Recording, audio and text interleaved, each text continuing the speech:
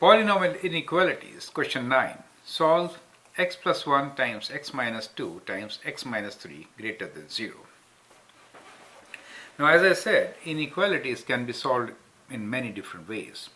We can use table of values, we can use graph, right? So let's use table of values here. Now, when we see this equation, we know the zeros for this function. Zeros are at x equals to minus 1, 2 and 3. Now we need the function to be greater than 0. So in either side of the 0, either it could be less than 0 or greater than 0. So that is what we need to test, correct? So what we will do is, we'll try to make, see these zeros will actually divide, let's first plot zeros. Let's say there is a 0 at minus 1. So we'll divide the plane with the zeros. So one is at minus 1, the other one is at 2, the third one is at 1. So let's write zeros as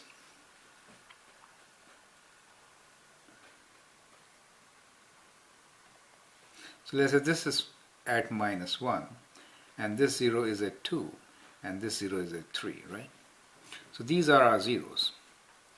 Now we can test the polynomial before and after 0 to figure out whether the function, polynomial function, is greater than 0 or not, right? So let's have some test points here. So test points before minus 1 could be minus 2, between minus 1 and 2 could be 0, and between 2 and 3 we can take as 2.5, and after 3 we can take 3.5.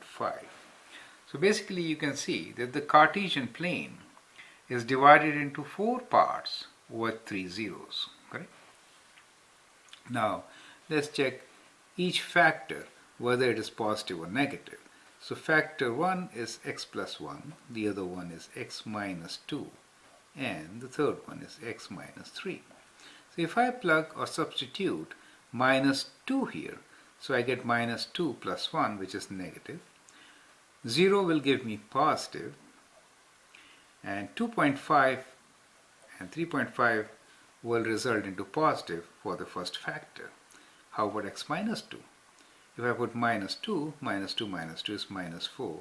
0 will also give me a negative number, and 2.5 and 3.5 will give me positive number. We are not really interested in the value. We are more interested in the sign, okay? If it is positive, it is more than 0. If it is negative, it is less than 0. Okay, now let's put minus 2 in the third factor. This will give negative. 0 will also result into negative value. 2.5 will result into negative value, but 3.5 will result into a positive value. Now, if you multiply the 3, then what do we get? So, if you multiply the 3 negatives will give me a negative, right? 2 negatives will give me a positive. 1 negative will give me a negative. And 3 positive will definitely give me a positive. So this is the value of my function f of x. What I'm interested in knowing is, when is f of x greater than 0? So we know, yes, f of x is greater than 0 when it is positive. That is, in this region, okay? Therefore, our solution is,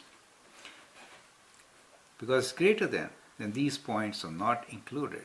So it is between minus 1 and 2, union 3 and infinity, right? 3 and infinity. So that's the solution. This solution could also be written on a number line. On a number line, we'll write this solution as like this. Let's say that's a number line, and here we have minus 1, a whole at minus 1, right? Let's say this is our 0, and then at 2 we have a whole, because these points are not included, but everything in between is included. So that is 2, and then we have 3 here, and everything beyond 3 till infinity. So that is the solution set on a number line, correct? So we can represent solution sets in different ways.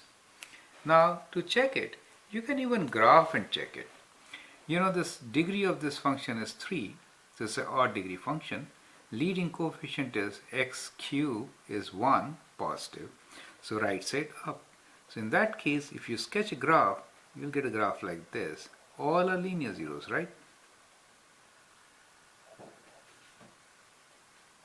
So from the graph, you can see the graph is positive between -1 and 2 and after 3. So that confirms with our result, right? So these are different ways of solving a polynomial inequality. So the strategy here is first to find all the zeros and then test the values on the sides of the zeros. Zeros, if there are n number of zeros, they will divide the Cartesian plane into n plus 1 parts, right? So in every part, we can have a test point to test whether the value of polynomial is positive or negative in that region, correct? So that's how we are going to solve polynomial inequalities. Thank you.